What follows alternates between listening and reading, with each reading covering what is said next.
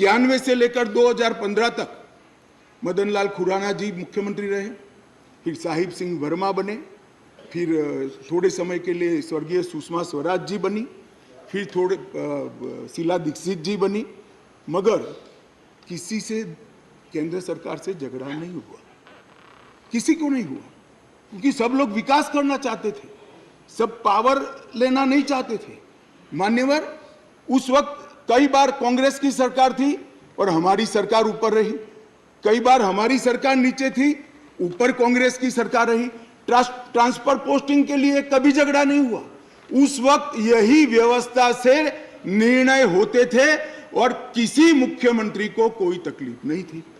मगर 2015 में एक आंदोलन के आधार पर बनी हुई सरकार है। और फिर जो बताया कई सदस्यों ने कि केंद्र सरकार पावर हाथ में लेना चाहती है, भैया केंद्र सरकार को पावर हाथ में लेने की जरूरत नहीं है।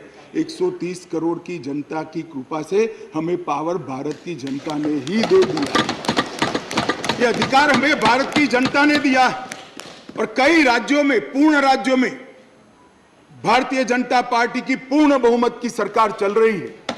कोई पावर लेने की जरूरत नहीं है। एक बिल हम लाए हैं पावर केंद्र में लाने के लिए नहीं, केंद्र ने दिए हुए पावर पर दिल्ली यूटी की सरकार अतिक्रमण करती है, इसको वैधानिक रूप से रोकने के लिए यह बिल लेकर हम आए। मान्यवर, शब्दों के श्रृंगार से असत्य को सत्य नहीं बनाया जा सकता। लंबे चौड़े ऑक्सफोर्ड की डिक्शनरी के सुंदर सुंदर अंग्रेजी शब्दों से बोलने से असत्य सत्य नहीं हो जाता है। मान्यवर, मैं सबको बताना चाहता हूं कि कोई भी इसका विरोध करे अगर सत्य है कि 91 से लेकर 2015 तक यही व्यवस्था चलती थी, इसमें हमने कोई फर्क नहीं किया है। अदालत के फैसले की अवमानना तब होती है तब अदालत ने किसी भी प्रकार का स्थगन आदेश दिया है। इसमें स्थगन आदेश मांगा गया था, अदालत ने दिया नहीं। दूसरी बात, अदालत के फैसले की अवमानना तब होती है जब हम अदालत के फैसले के विरुद्ध कोई बिल लेकर आते हैं। यहाँ अदालत ने अपने फैसले में स्वयं कहा है कि दिल्ली संघ राज्य के लिए देश की संसद किसी भी प्रकार का कानून बना सकती है। और माननीय अध्यक्ष जी, मैं सर्वोच्च अदालत के प्रति अति विनम्रता रखते हुए बताता हूं कि कई फैसले ऐसे होते हैं जो न्याय की कानून की इंटरप्रिटेशन करते वक्त अदालत देती है, मगर आज की जनभावनाओं के अनुरूप वो नहीं पाए जाते हैं। तो इस आज़ादी से अब तक ढेर सारे इतने उदाहरण हैं जिसमें संसद ने अदालत के फैसलों को बदलने के लिए कानून लेकर आए, मगर इसमें तो एक केस भी नहीं है। माननीय अध्यक्ष जी, इस देश की संसद ने कई बार संविधान बदला। अदालत के फैसले की बात छोड़िए, अदालत के फैसले को न्यूट्रलाइज करने के लिए कई संविधान के पैराग्राफ जोड़े गए हैं माननीय अध्यक्ष। और ये संसदीय परंपरा है जिसको अदालतों ने भी स्वीकार किया है। और पहला संविधान संशोधन तो तब हुआ जब पार्लियामेंट भी नहीं बनी थी। मान्यवर, कॉन्स्टिट्यूएंट असेंबली ने पहला संविधान संशोधन पारित किया था, तब से संविधान बदलने की प्रक्रिया चली है। और मैं आपको बताता हूं भाई, हम संविधान में बदलाव इमरजेंसी डालने के लिए नहीं लाए हैं। हम संविधान में बदलाव उस वक्त की तत्कालीन राष्ट्रपति की सदस्यता जो चली गई थी, इसको पुनर्जीवित करने के लिए नहीं लाए हैं। और इमरजेंसी डालकर लाखों डेमोक्रेटिक कार्यकर्ताओं को जेल में अरे खड़गे जी सुनिए, मैं धैर्यपूर्वक सुना हूं। कांग्रेस को लोकतंत्र पर बोलने का कोई अधिकार नहीं है। आप क्या बात करते हो लोकतंत्र की? मान्यवर, अब मेरे पास भी एक क्रोनोलॉजी है, जरा उसको धैर्य से सुनना चाहिए। मान्यवर, 11/5/23 को ये अध्यादेश आया और ये फैसला है। फैसला लगभग 3-4 बजे के आसपास घोषित हुआ। उसके बाद में 5:30 बजे फैसला क्या था मान्यवर?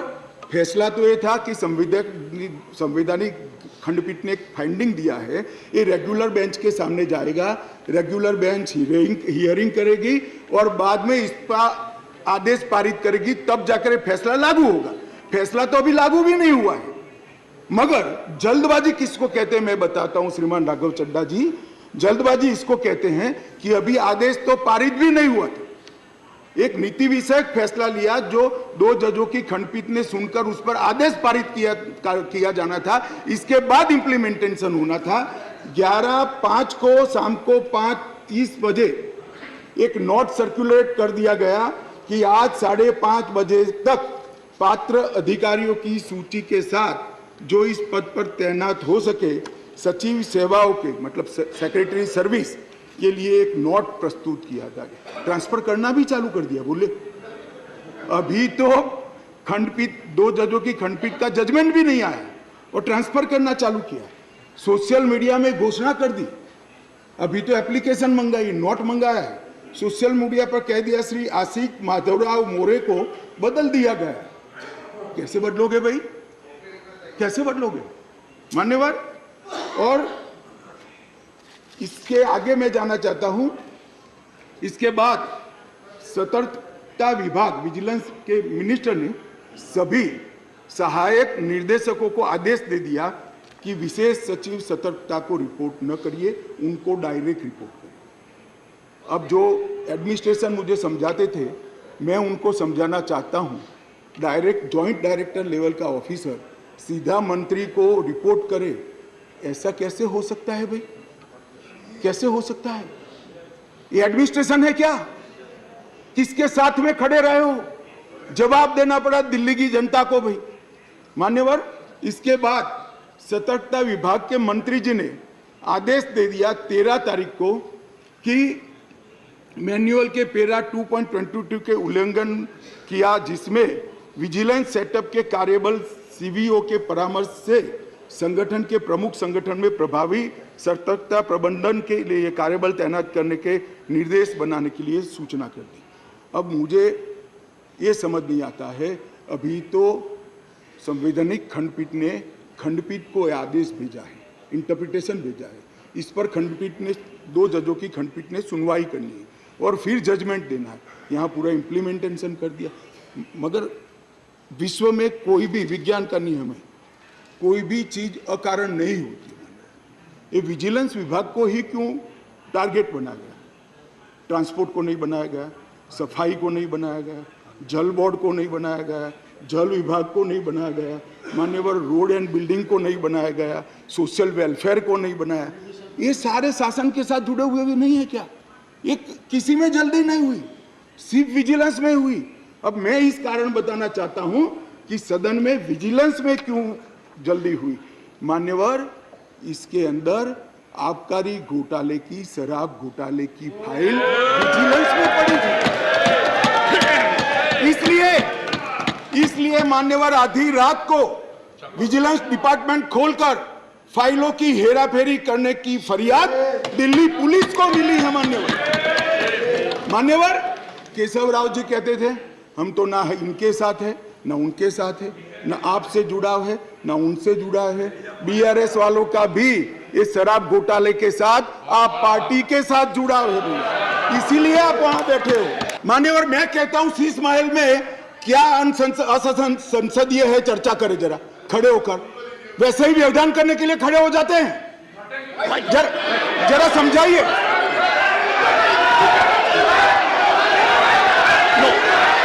मान्यवर, मेरा निवेदन है, मान्यवर मेरा निवेदन है, असंसदीय क्या है इसमें इसकी चर्चा की जाए। ऑनरेबल मिनिस्टर सर, ये आपने पिछली बार भी इस विषय के ऊपर बड़ी गंभीरता बताई थी कि जो थिएट्रिक्स करने का सिलसिला इस सदन में लोग माननीय सदस्य करते हैं, अगर इनको हिम्मत है, अगर इनका इरादा शीश महल के ऊपर चर्चा करने का है, तो आप अभी के अभी शीश महल के ऊपर चर्चा करने के लिए तैयार है। हो जाए शीश महल के ऊपर पूरी चर्चा।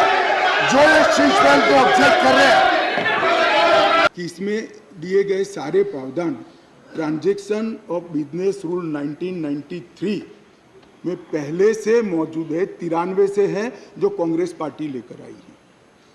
हम कुछ नया नहीं लाए, मगर वो रूल्स को मानते नहीं थे, इसलिए रूल्स को एक्ट का हिस्सा बनाया गया है। 93 से रूल्स के हिसाब से दिल्ली चलती है। फुल स्टॉप कॉमा का फर्क नहीं है साहब इसमें। ट्रांजैक्शन ऑफ बिजनेस रूल 1993 जो है, जो कांग्रेस पार्टी ने बनाए थे, उसको ही हम एक्ट में आमेज किए हैं और इसलिए करने पड़े हैं कि एक ऐसी सरकार चुनकर आई जो रूल्स को मानती नहीं है, इसलिए एक्ट में डालना पड़ा। मान्यवर, ये सारे अधिकार जो है, अधिकारों का बंटवारा है, कार्य विभाजन है और कार्य पद्धति है, ये सारी की सारी कांग्रेस पार्टी ने बनाई है। अगर कांग्रेस पार्टी में अंतरात्मा है तो इस बिल का समर्थन करना चाहिए। मैं तो आपकी चीज को लेकर खड़ा हूं, मगर ये नहीं करेंगे, मुझे मालूम है मान्यवर, क्योंकि उनको गठबंधन बचाना है, मान्यवर, मैं आपको बताना चाहता हूं, ये आप पार्टी का जन्म ही कांग्रेस का विरोध कर हुआ। लगभग 3 टन जितनी गाली कांग्रेस की सरकार को बोले और बोलकर सरकार में आए, और आज अनधिकृत अधिकार प्राप्त करने के लिए कांग्रेस का समर्थन ले रहे हैं। और कांग्रेस वालों को भी ठीक है, चलो हमारा गठबंधन बढ़े। भाई, मैं बताना चाहता हूं खड़गे साहब, जैसे ही आज शाम को ये बिल खत्म हुआ, पारित हुआ, केजरीवाल जी पलट जाएंगे, ठेंगा दिखाएंगे और कुछ नहीं होने वाला। तो उनका लक्ष्य हम नहीं है, कांग्रेस पार्टी है। जरा इनका चुनावी इतिहास देखिए, उनका लक्ष्य आप हो, वो आपको नहीं छोड़ेंगे। खैर, वो आपको देखना है। माननीय अध्यक्ष जी, ये सारे लोग सिद्धांतों की मुझे दुहाई दे रहे थे। मैं पूछना चाहता हूं, तृणमूल कांग्रेस और कम्युनिस्ट पार्टी आज एक मंच पर है, किस सिद्धांत के तहत है? जरा बताइए तो मुझे, किस सिद्धांत के तहत है? पूरा जीवन एक तृणमूल कांग्रेस पार्टी का जन्म ही कम्युनिस्टों का विरोध करते हुए हुआ है। कांग्रेस पार्टी से वो इसलिए अलग हुए कि नरसिम्हा राव जी ने कम्युनिस्ट पार्टी से हाथ मिला लिए और आज सत्ता प्राप्त करने के लिए वो इनके साथ बैठे। एक कांग्रेस पार्टी और कम्युनिस्ट पार्टी केरल में तो यूडीएफ एलडीएफ कर एक दूसरे की जान लेने पर आमादा है और वहां इलू कर रहे हैं। माननीय अध्यक्ष जी, ये जनता दल, ये जेडीएस, माननीय अध्यक्ष जी, जेडीएस, ये नीतीश कुमार जी है। जेडीयू, ये नीतीश कुमार जी है, जिनकी राजनीति चारा घोटाले का विरोध कर हुई। इनके राष्ट्रीय अध्यक्ष लल्लन सिंह जी कहते थे, मैं पान का बनवारी बन जाऊंगा मगर कांग्रेस पार्टी के साथ नहीं जाऊंगा, लालू के साथ नहीं जाऊंगा। 2 सदस्यों ने मेरी पार्टी का उल्लेख देकर कहा कि मेरी पार्टी का आजादी के आंदोलन में कोई इतिहास नहीं है, हिस्सा नहीं। सुनिए, मगर मैं उनके एक व्यवहारिक जनरल नॉलेज पर क्वेश्चन उठाना चाहता हूं कि जो व्यक्ति का, मतलब इंस्टीट्यूशन के नाते कहता हूं, जो पार्टी का जन्म ही 1950 में हुआ हो, वो आजादी के आंदोलन में कैसे हिस्सा ले सकते हैं भैया? हमारी पार्टी का जन्म ही 1950 में हुआ, हम कैसे आजादी का आंदोलन लड़ेंगे? मान्यवर, मगर कई ऐसे हमारे फाउंडर मेंबर थे, श्यामा प्रसाद मुखर्जी से लेकर कई सारे। आज बंगाल अगर भारत में है तो श्यामा प्रसाद मुखर्जी के कारण है, और अगर आज कश्मीर भारत में है तो श्यामा प्रसाद मुखर्जी के कारण। और मान्यवर, ये कह रहे थे, ये नागपुर से इशारा आता है, नागपुर से। ठीक है भाई, चलो 1 सेकंड के लिए मेरी बात मान लो, नागपुर से इशारा आता है, आपकी बात को मैं मान लेता हूं, मगर नागपुर तो भारत का हिस्सा है, रसिया या चीन नहीं है। आपकी पार्टी तो रसिया और चीन से इशारा लेती थी। मान्यवर, ये मुझे क्या कह रहे हैं? कम्युनिस्ट पार्टी बात कर रही है देशभक्ति की, कम्युनिस्ट पार्टी देशभक्ति की बात कर रही है। मान्यवर, मणिपुर के लिए भी मैंने सदन से पहले ही आपको पत्र लिखा है कि मणिपुर के लिए चर्चा के लिए मैं तैयार हूं। आज भी कहता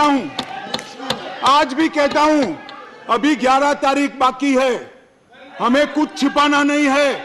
छुपाना आपको है जो चर्चा होने नहीं देते हो, आपको छुपाना है। और मैं कहता हूं मान्यवर, 11 तारीख को चर्चा खड़गे जी कह दे, मैं कहता हूं इसी तरह से सुन नहीं पाएंगे मान्यवर, नहीं सुन पाएंगे, और इसीलिए मणिपुर पर चर्चा करने के लिए तैयार। मान्यवर,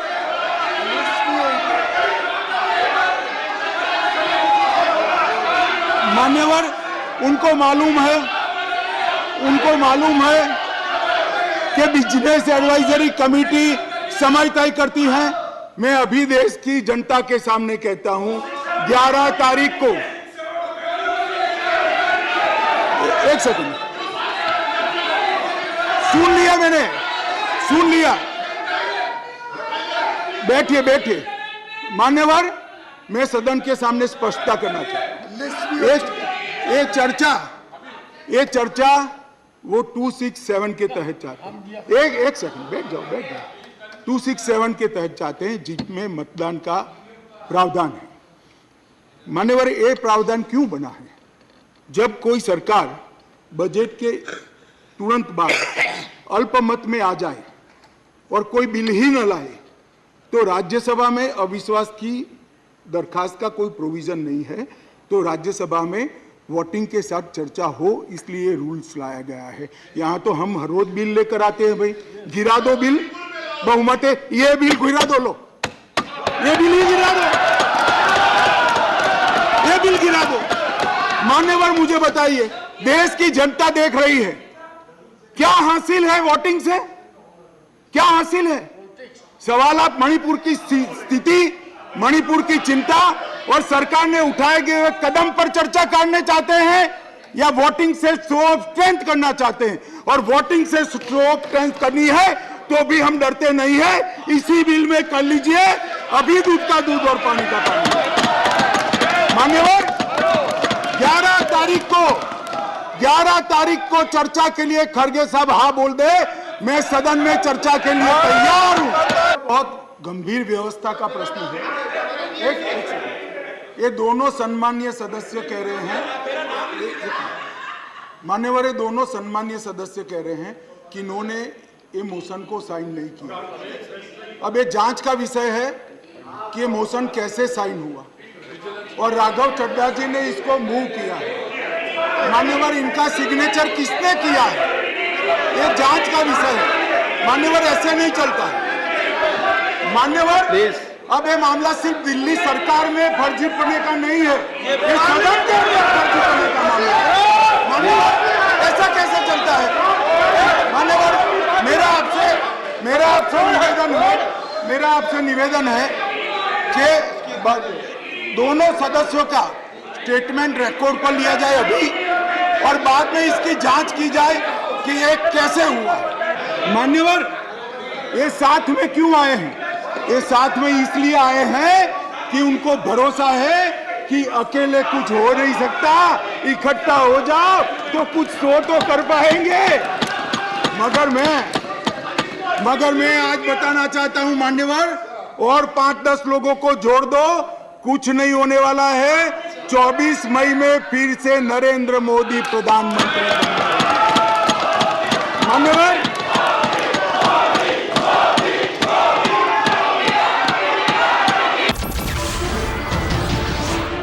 नमस्कार, मैं हूं मानक गुप्ता। अगर आपको हमारा ये वीडियो पसंद आया हो तो इसे लाइक और शेयर जरूर करें, और हां, हमें सब्सक्राइब और फॉलो करना ना भूलें, ताकि आप देश और दुनिया की कोई खबर मिस ना करें। तो जुड़े रहिए हमारे साथ और देखते रहिए News 24।